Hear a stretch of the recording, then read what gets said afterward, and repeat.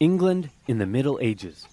The sun is shining, the birds are singing, the children are playing in the village square. What a wonderful time to be alive! Hey, you're dying of dysentery. And also we're being raided by Vikings. What an awful time to be alive! It's the year 900. Europe is a Viking's wet dream. Raids galore. Hey, you want to go raid Paris? Okay. That particular raid didn't go too well, but the King of the Franks said, "You guys are pretty tough and scary. How about we give you land in northern France, and in return, you protect us from other Vikings?" And it was agreed. The Vikings set up the Duchy of Normandy, and then they went full-on French, converting to Christianity, learning the language, and making babies with the locals. England also had its fair share of Viking problems. In the 800s, Danish Vikings had conquered most of the country, but the Anglo-Saxons eventually managed to kick them out, although they left behind a bunch of Viking settlers. Now this guy's king. He sucks. Replace him with his brother. And he was like, "Hey baby, how you doing?" and had a son, and then turned around and was like, "Hey baby, how you doing?" and had another son. And then he died and no one was sure which son to make king. This one, because he's older. Not if I have anything to do with it. That works for us too. Then he grew up and married the Duke of Normandy's daughter and had a bunch of kids. Remember this one. He's important. Then his advisors came to him and said, "Hey man, all those Viking settlers that are living here, they might band together and kill you. Well then why don't we kill them first?" And so it was. This pissed off the Danish king, who launched an invasion, and the Vikings conquered England once again. Then the Anglo-Saxons unconquered it, then the Vikings reconquered it. The king's family had to go into exile, including Edward. Remember him? He went to Normandy where he lived for 30 years. He and his brother Alfred tried to return to England to retake the throne from the Vikings, but they were betrayed by the Earl of Wessex, who said, "Hey friend, I'll take you to London where all the nobles are waiting to make you king. Oh no, look out, red hot poker in the eyes. I can't see. And thus you can't be king." Edward then escaped back to Normandy. After a few more Viking kings came and went, one finally died without an heir, and Edward was called back to England where he became king. And that's where our story begins. Here's the thing about becoming a king in the Middle Ages. Often your entire country won't support you at first. You can be vulnerable to rebellions, and it's up to you to take control. Fortunately for Edward, there was already a super powerful guy who had a lot of control over England, and if Edward could get his support, then England would be his. Who is this guy? Oh, piss, it's the guy who gave my brother the red-hot poker in the eyes. After an awkward moment where Edward exiled Godwin from the country, he eventually had to give in and let him keep his earldom, possibly after Godwin gave him a bunch of gold and said he was very, very sorry. King Edward also married Godwin's daughter. Then Godwin died, and his massive fortune was passed down to his sons, who all became earls. In particular, this one became the new Earl of Wessex. Harold Godwinson was now King Edward's brother-in-law. He was a close advisor to the king, a brave warrior who had proven himself in battle against the Welsh, and in many ways he was almost like a co-king. Uh-oh, Edward got old and he's on his deathbed. Possibly for religious reasons, or maybe because he wasn't happy about having to marry her, he didn't boink his wife, and as a result has no kids, meaning there's no obvious heir to the throne, meaning I'm gonna be king. He does have a grandnephew, it could be him. No, let's go with me. Just one problem. I mentioned that Edward's mother was a Norman. Edward grew up in Normandy, and he had a lot of Norman friends. The current Duke of Normandy was William the Bastard. Why was he called the Bastard? One day his father was sneaking out of his castle when his advisors said, "Where are you going?" To the tanner's shop? Why? To get a tan. But that was a lie. Firstly, because tanners give you leather, not tans, and secondly, because he was really going to see the tanner's daughter. One thing leads to another, and out comes baby William, born out of wedlock. Thus, an absolute bastard.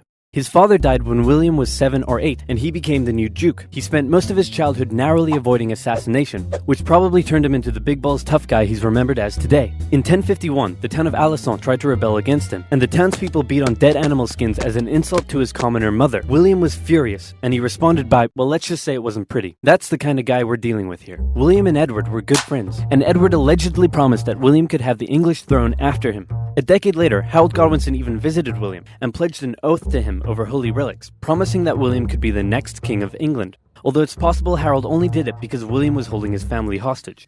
So when William heard that the king was on his deathbed, he said, "Hooray, I'm gonna be king." So now you have two extremely powerful men who both think they're about to become the next king. But wait.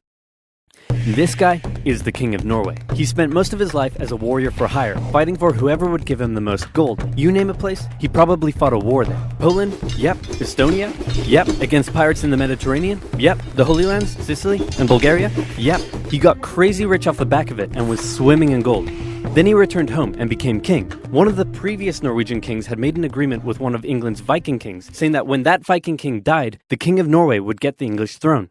Hardrada felt that because of this agreement, he was now entitled to the English throne. He was also eager to go on one last big conquest that would turn him into a legend. So when he got word that Edward was on his deathbed, he thought, I'm going to invade England, and then I'm going to be king. So now we have three extremely powerful men who all think they're about to become the next king of England, and that means somebody's probably about to get hurt.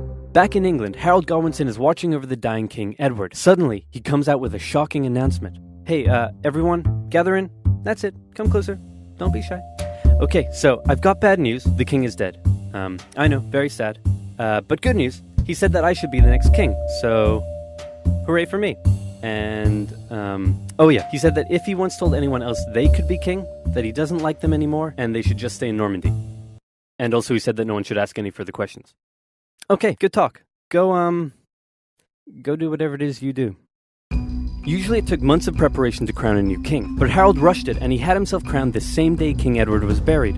In Normandy, William's advisors came to him and said, "Hey Big Willie, bad news, Harold Godwinson has taken the English throne." And William was furious, so he sent an envoy to Harold who said, "William says you stole the throne and demands you immediately return it to him." Let me think about that. No. He said no. That bastard. Wait, I thought you were the bastard. Dude. Uncool. William immediately began gathering his armies together and preparing for an invasion of England. Now, killing a king was generally frowned upon in old-timey Europe because they were considered to have been chosen by God himself. So back in Normandy, William had to get God on his side. He needed the Pope's blessing for his conquest. So he went to the Pope and said, "Godwinson made an oath to me over holy relics, and then he usurped the throne. Can I kill him?" Sure, why not? So the Pope gave William his blessing, meaning William now had God on his side. Everything was ready to go. Just one problem. The wind. It was blowing the wrong way, and William had to wait with his army in Normandy, while Godwinson waited with his army in the south of England. They waited, and waited, and waited, and then William said screw it and sailed for England and got shipwrecked because the wind was blowing the wrong way. So then he decided to keep on waiting. They waited for 2 months and the wind never changed. Eventually Godwinson got bored and also ran out of food for his soldiers, so he sent them all home and he returned to London. The south coast was undefended and all William could do was keep waiting. While the northerly wind kept William in Normandy, it was carrying Hardrada and his Viking army to England. Hardrada landed near the old Viking city of York and defeated a regional army led by the Northern Earls, and York surrendered. When Godwinson heard about this, he must have been pretty upset. He had just disbanded his army, and now he had to gather them all together again and march all the way north. He made the exhausting journey in just 4 days, which is crazy quick, and he caught the Vikings off guard and unprepared for battle. The two armies stood on either side of the river Derwent. Legend says that a berserker Viking single-handedly held the only bridge crossing the river, dodging arrows and fending off attackers, until some English soldiers got under the bridge in a barrel and gave him the old spear in the jewels. This gave the Vikings enough time to form a shield wall, but because they had been caught off guard, many weren't wearing their chainmail and armor, and the English eventually defeated them, killing Hardrada, and with him, bringing the Viking era in England to an end.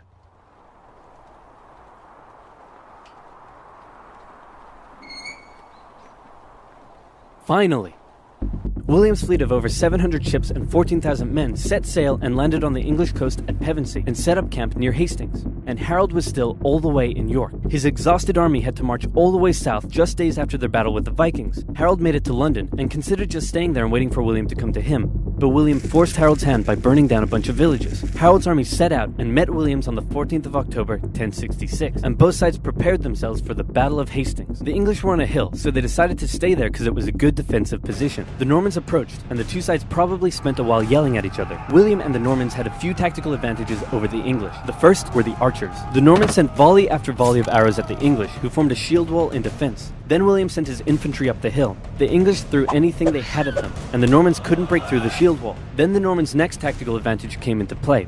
William sent his cavalry up the hill, but even they struggled to break through the shield wall defenses. Wave after wave of infantry and cavalry came, and Harold knew all he had to do was let the Normans exhaust themselves and he would win. But then something a bit strange happened. It's possible the Normans incorrectly believed William had been killed. Maybe they lost their will to fight against the shield wall, or maybe it was an intentional deception tactic. But suddenly, the Norman forces turned and ran away from the English. Believing they had won, the English broke their shield wall and chased down the retreating Normans, who then turned around, encircled the English troops, and cut them down. In the chaotic fighting that followed, Harold Godwinson was killed, the most popular theory being that he took an arrow in the eye. The English were defeated, and William had won. He was no more just a bastard. Now, he was a conqueror. At first, the English nobles were reluctant to make him king, but William burned down a few more villages, and the nobles eventually gave in and offered him the crown. As he was coronated, the local villagers in Westminster let out a cheer of support support, but William thought it was a riot, so he burned down the village. William then had to go on a long and costly campaign of quelling rebellions and burning down villages all over England to force the people into submission, and England went through a massive transformation under its new Norman rule. English nobles were replaced with Normans. They built castles and grand cathedrals, but one of the most interesting changes occurred within the English language. The Normans brought their dialect of French to England, and it merged with Old English in ways we still live with today. First of all, the Normans were obviously the ones in power, so words related to power like government, judge, castle, and crown come from the Normans. Words that are considered posher or more refined are usually the Norman ones. At first, the Anglo-Saxons probably weren't that friendly to the Normans, while the Normans likely weren't that amiable towards the Anglo-Saxons. An Anglo-Saxon might come into a room, but a Norman would enter into a chamber. An Anglo-Saxon might buy themselves a shirt, while a Norman would purchase a blouse.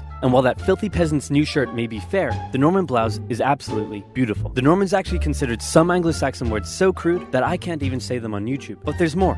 Ask an Anglo-Saxon what job he does, and he might respond with some low-level trade, such as a baker, a miller, or a shoemaker.